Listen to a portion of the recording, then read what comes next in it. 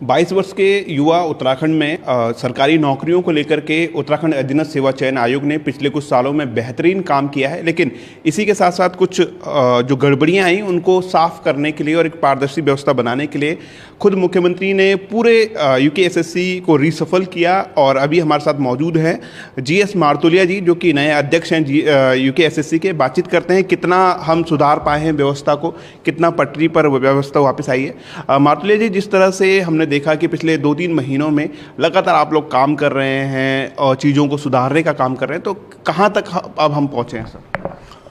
नहीं, बेहतर बनाने की कोशिश हमेशा रहनी चाहिए और बेहतर बनना भी चाहिए, क्योंकि अगर कोई एग्ज़ाम होती है और एग्ज़ाम में नकल हो जाए या कोई दिक्कत हो तो बच्चों के साथ एक बहुत बड़ा हार्डशिप है, बहुत बड़ा कष्टप्रद उनके लिए होता है। और इसलिए हमें कोशिश ये करनी चाहिए कि ऐसा एग्ज़ाम हो जिसमें कहीं कोई दिक्कत ना हो, उसकी शुचिता बनी रहे, उसकी प्योरिटी बनी रहे, ये हमको कोशिश करनी चाहिए। मैं जब यहाँ आया था तो उसमें करीब हमारी 8 परीक्षाएं ऐसी थी जो हमको तय करना था कि इसमें हमें क्या करना चाहिए, या कैंसिल करना चाहिए या इसका रिजल्ट निकालना चाहिए। और 3 भर्तियाँ ऐसी थी जिसमें एसटीएफ जांच आज भी कर रही है। उस पर निर्णय लेना एक बहुत बड़ा काम था हमारा। हम लोगों ने फिर उसमें एक टीम भी, विशेषज्ञों की टीम भी बनाई थी और उसमें काफ़ी डिटेल में हम लोगों ने लीगली उसको स्टडी किया, उसके नियम कानून पढ़े, उसको सुधारने की कोशिश की। और इस तय फिर हम लोगों ने 3 एग्ज़ाम री एग्ज़ाम करने का हम लोगों ने तब एक ऑर्डर किया था, जिसके एग्ज़ाम हम मार्च से शुरू करेंगे। बाकी 8 एग्ज़ाम में 2 एग्ज़ाम हमारे प्रोसेस में एलटी और रैंकर ऑलमोस्ट करीब फाइनल होने वाला है हमारा, अगले 2-4 दिन में जब भी फाइनल होगा। फिर हमारी 6 परीक्षाएं और बच जाती हैं, जिसको हम चरणबद्ध तरीके से हमारी कोशिश होगी कि हम इसको फरवरी एंड तक ये सारी चीज़ों को बाहर करें, निकाल दें, पेपर निकाल दें, रिजल्ट निकाल दें, जो एग्ज़ाम होने एग्ज़ाम हों, जिनके रिजल्ट निकल लो, ताकि एक अनिश्चितता की स्थिति जो है वो ख़त्म हो। बिल्कुल सर, अनिश्चितता की स्थिति बनी हुई है, बच्चों में लोग तैयारियां कर रहे हैं। क्या भविष्य होने जा रहा है सर आयोग का? क्या वापस दोबारा से जिस तरह से परीक्षाओं की डेट निकलेगी, नई परीक्षाएं आएगी, और कितने हमारे पास अध्याचन पेंडिंग है, कितने आने हैं, तो उसको लेकर के आगे क्या किस तरह का भविष्य सर माने यूकेएसएससी का? नहीं, ऐसा आज की डेट में अगर आप देखेंगे तो हमारे पास जो महत्वपूर्ण जो हमारा सबसे बड़ा काम है वो 3 परीक्षाएं कराना, जिसको हम मार्च से शुरू कर रहे हैं, सेकेंड वीक से, जो हम लोगों ने री एग्ज़ाम करने का आदेश किया था, जिसमें स्नातक स्तरीय वन दरोगा और सचिवालय रक्षक। उसके अलावा 6-7 एग्ज़ाम ऐसे हैं जिनका हमको परिणाम निकालने हैं। उसके बारे में निर्णय हम ले चुके हैं और चरणबद्ध तरीके से उसको हम लोग कंप्लीट करेंगे। उसके बाद ये सब चीज़ें हो जाएंगी। उसके बाद फिर हमारी कोशिश होगी कि हम अब नए सिरे से अध्याचन ले करके अप्रैल से हम शुरू करें कि सभी डिपार्टमेंट को लिखें, अपने जो उनकी वैकेंसीज़ हैं उसको हम लोगों को भेजें वो लोग, ताकि जुलाई में, क्योंकि चयन वर्ष जुलाई से होता है अब, तो जुलाई से हम लोग अपने काम को शुरू करें। ये काम अप्रैल से हम लोग विभागों को चिट्ठी लिखना प्रारंभ करेंगे। हमारी कोशिश होगी कि हम पुनः दोबारा परीक्षा हम खुद शुरू करें। जो अभी हमारे पास है वो तो हम करेंगे ही, उसमें कोई दिक्कत नहीं है। जी सर। अच्छा सर, ये वन दरोगा को लेकर के काफ़ी सारा बीच में बच्चों ने बवाल भी किया, काफ़ी सारी उनकी क्वेरीज थी, और ये देखने को मिला क्योंकि एग्ज़ाम हो चुका था, इसमें फिजिकल वेरिफिकेशन भी हो चुका था। तो अगर सर हम बात करें तो जो पिछले अध्यक्ष थे उनका भी कहना था, आप लोगों ने भी कई बार कहा कि जो मेहनती बच्चे हैं उनकी मेहनत को बर्बाद नहीं होने दिया जाएगा, और ये नेचुरल लॉ ऑफ जस्टिस भी कहता है कि जो बेकसूर है उसको सज़ा नहीं मिलनी चाहिए। लेकिन ये बच्चों का ये कहना है कि हमारी क्या गलती है, अगर कहीं पर वो उन्होंने मेहनत करके वो आए हैं, तो उनको क्या कहना चाहेंगे सर कि कहीं ना कहीं जो बेकसूर हैं, जो लोग मेहनत से पास होकर आए हैं, उनको भी सज़ा मिल रही है? देखिए, ऐसा हो जाता है।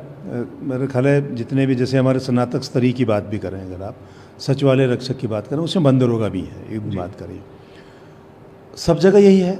उसमें सारे लोगों ने नकल किया ऐसा नहीं है कि सारे लोगों ने नकल किया हो, उसमें इनोसेंट बच्चे काफ़ी होंगे, ये बिल्कुल सहमत हूँ मैं इनकी बात से। लेकिन उनको सेग्रीगेट करने की कोशिश करें कि इसने नकल किया, इसको नकल नहीं किया, इतना आसान नहीं है जितने आसानी से बच्चे कह रहे हैं। देखिए, इस एग्ज़ाम में क्या हुआ था, शुरू में ही इसमें करीब 2,500 से ऊपर आपत्तियाँ आई थी। शुरू में एग्ज़ाम होते ही 2,500 के ऊपर आपत्तियाँ आई थी, जिसमें 350 के आसपास आपत्तियाँ बिल्कुल सही पाई गई थी शुरुआत में ही।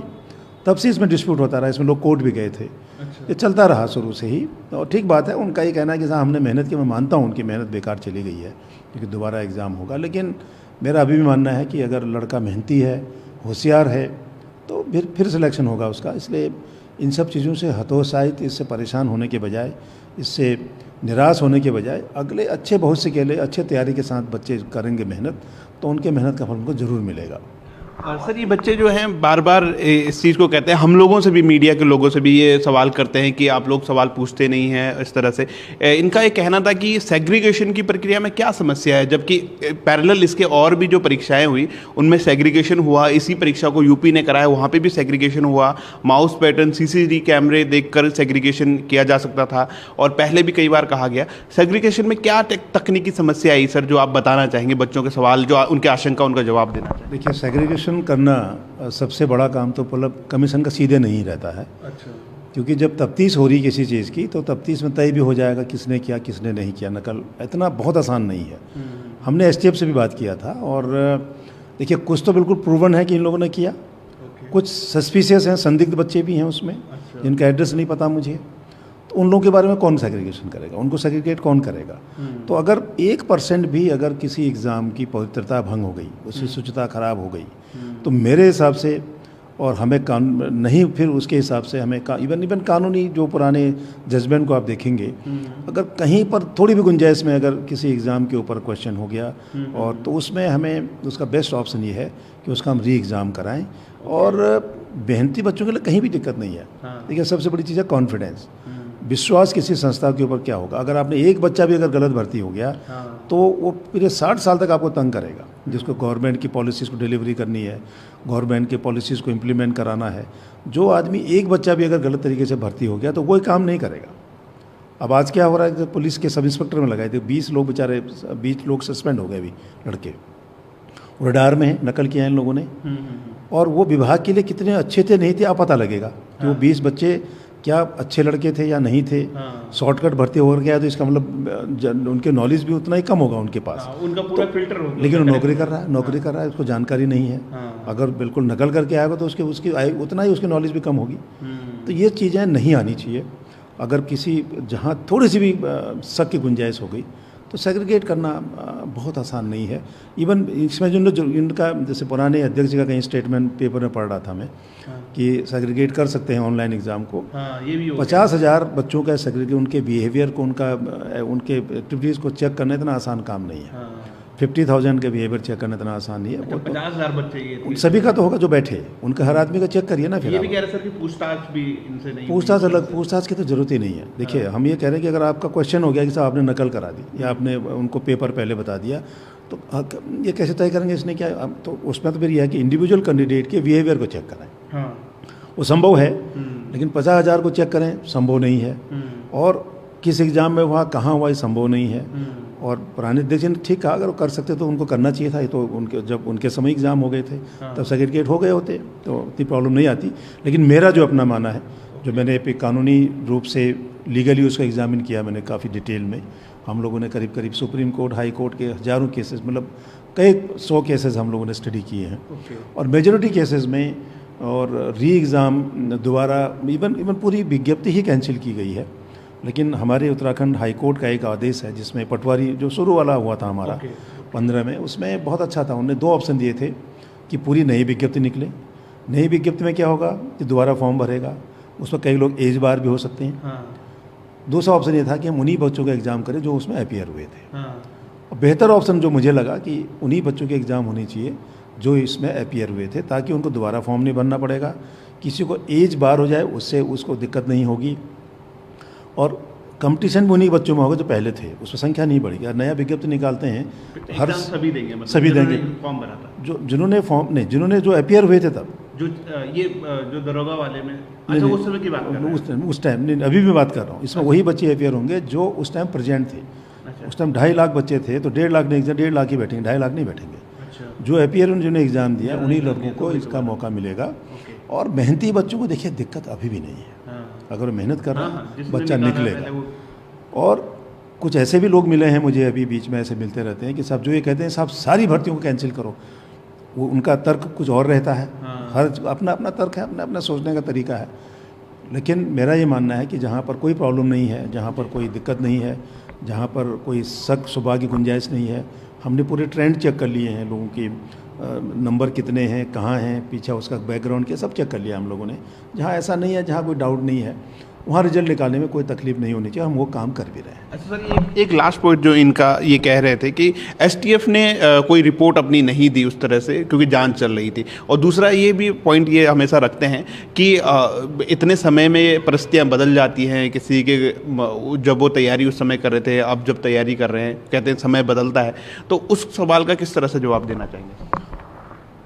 देखिए, ये एसटीएफ की इंक्वायरी तो चलती रहेगी, तो पता नहीं कितना चलेगी, कुछ नहीं कह सकते आप। एक मेरे पास एक ऑप्शन और था कि मैं इस विवाद में पड़ता ही नहीं। मैं कहता एसटीएफ को करने दो साल भर तफ्तीश, तब करेंगे। तो उस साल भर इन बच्चों का क्या होता, नहीं तो रिजल्ट निकलता, ये ना कुछ होता, अनिश्चितता बनी रहती, पड़े रहते आप, मुझे क्या फ़र्क पड़ रहा था। लेकिन ये उचित नहीं है। देखिए, हमें डिसाइड करना चाहिए, हमें डिसाइड करना चाहिए, डिसीजन लेना चाहिए हम लोगों को, हमने लिया और एक बेहतर विकल्प के साथ हमने लिया है। अगर बच्चा ये कहता है कि साहब परिस्थितियाँ बदल गई, मैं आप पढ़ नहीं पा रहा हूँ, तो ये गलत बात है। देखिए, कभी भी लोगों को मेहनत करने से पीछे नहीं हटना चाहिए, प्रयास लगातार करना चाहिए। देखिए, असफल हो जाने के बाद मैं छोड़ थोड़ी दूंगा। असफलता ही सफलता की कुंजी, ऐसा कहते हैं जी। और असफलता से लोगों को सीखना चाहिए। तो एक ही एग्ज़ाम तो नहीं जो कैंसिल हुआ, कल फिर एग्ज़ाम होंगे, एग्ज़ाम दोबारा होंगे। तो एक एग्ज़ाम के बाद उसका ये भी हो सकता है कि साहब मैंने एक एग्ज़ाम दिया, नकल कर लिया, मैंने पास हो गया, मेरा एग्ज़ाम रिजल्ट निकालो, दोबारा मेरे को मौका नहीं मिलेगा। ये भी तो सोच सकता है कैंडिडेट, ये भी तो हो सकता है। इसलिए मेरा मानना है कि जो लड़का मेहनत कर रहा है ना, उसके लिए कोई तकलीफ नहीं है। जो आदमी प्रयास कर रहा है मेहनत कंपटीशन देने के लिए, कि क्या जो बच्चे जो निकल रहे हैं, एक दिन एक एग्ज़ाम में निकलते हैं, 50 एग्ज़ाम दे रहे हैं, साल भर 2-2 साल से लोग कोचिंग कर रहे हैं, आगे भी कोचिंग कर रहे होंगे, पढ़ रहे होंगे, मेहनत कर रहे होंगे। तो प्रयास करिए। एक एग्ज़ाम के बाद नहीं हुआ तो इसलिए हमारा परिस्थितियाँ बदल गई, मैं अब पढ़ नहीं पा रहा हूँ, ये नहीं हो सकता। देखिए, वैकेंसी तो 100-150 ही है ना, वैकेंसी 2-4 हज़ार, संख्या 2 लाख की है, उस 200 तो निकलेंगे, बाकी लोगों के लिए फिर एग्ज़ाम तैयारी करनी पड़ेगी। इसलिए ये कहना कि सब परिस्थितियाँ बदल गई, मैं पढ़ नहीं पा रहा हूँ, तो वो नहीं। अच्छा सर, आप फिर जो आपने एक्सटेंड की है परीक्षाएं, जो आप दोबारा करवा रहे हैं, इनको आप जल्द ही करवाएंगे ताकि इन बच्चों को जल्द मौका मिले? नहीं, हमारे पास सब कुछ है।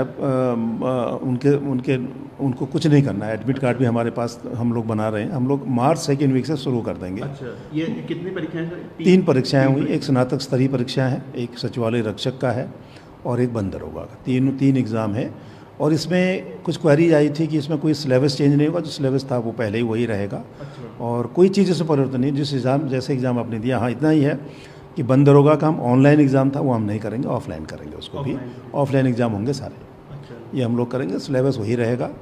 और उसमें बंद दरोगा का सबसे पहले उनका केवल एक ऑब्जेक्शन था। उन्हें एक ही रिक्वेस्ट, एक जो चीज़ें आई थी सब शुरू में, ये बाद में बढ़ता रहा इनकी डिमांड।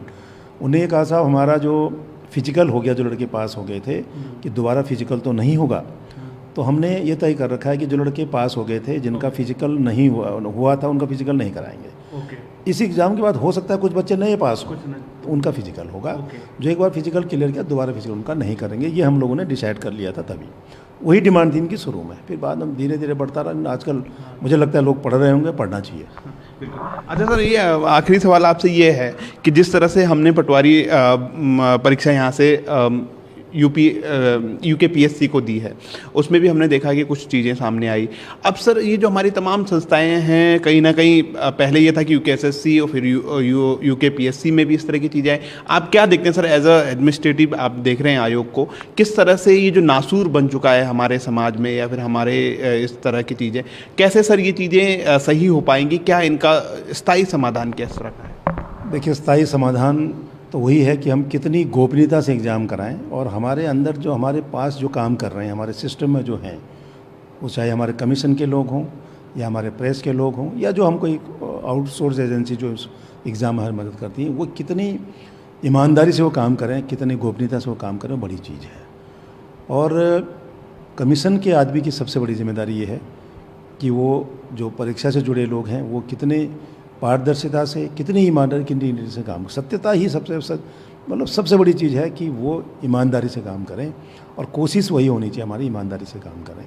और इसके लिए कोई सिस्टम में बहुत बड़ा चेंज करने की बात नहीं समझते हैं, लेकिन जो वहाँ काम कर रहा है उसको हम कितना मोटिवेट कर सकते हैं, वो कितना रिलायबल हमारे लिए हो सकता है, वो बहुत महत्वपूर्ण है।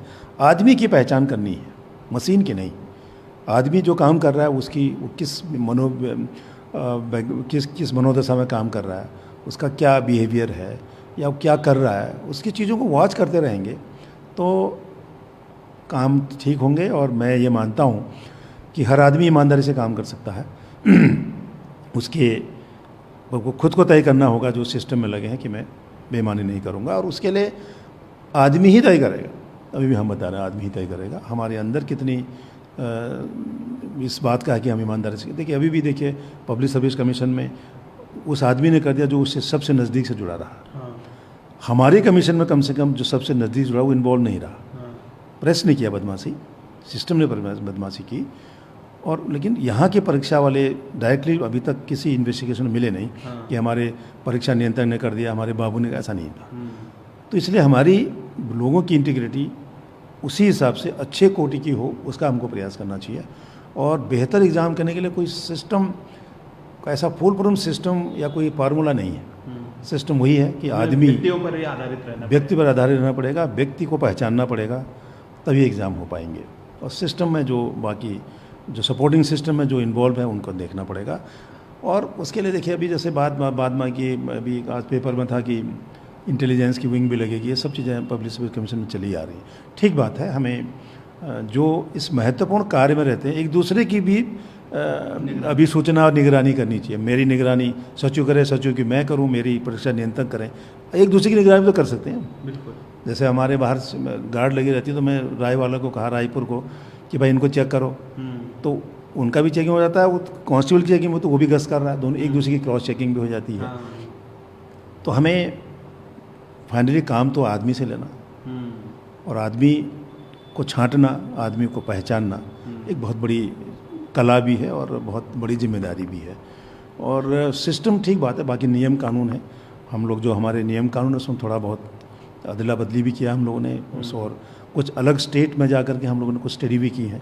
जो उनकी अच्छी चीज़ें हैं उनको हम अपने यहाँ पे अडॉप्ट करेंगे और एक बेहतर कोर्स प्रयास करेंगे, और बहुत कोशिश जल्दी करेंगे कि जो एग्ज़ाम इस कमीशन का मैंडेट है वो ये कमीशन दोबारा इसको शुरू करे। तो ये थे जीएस मारतोलिया जी, जो कि उत्तराखंड अधीनस्थ सेवा चयन आयोग के नए अध्यक्ष हैं, और इनका कहना है कि उत्तराखंड अधीनस्थ सेवा चयन आयोग को सशक्त बनाने के लिए, पारदर्शी बनाने के लिए लगातार रिफॉर्म किए जा रहे हैं, कुछ अन्य स्टडी भी की जा रही है, और इसके बाद जो है एक बार फिर से यूकेएसएससी अपने पटरी पर वापस लौटेगा, और एक बार फिर से यहाँ पर जो है एग्ज़ाम होंगे, और जिस तरह से जो एग्ज़ाम अभी निरस्त किए गए उनको भी दोबारा से करवाया जाएगा। अपने सहयोगी परवीन सोनकर के साथ मैं धीरज सजवान, ईटीवी भारत, देहरादून।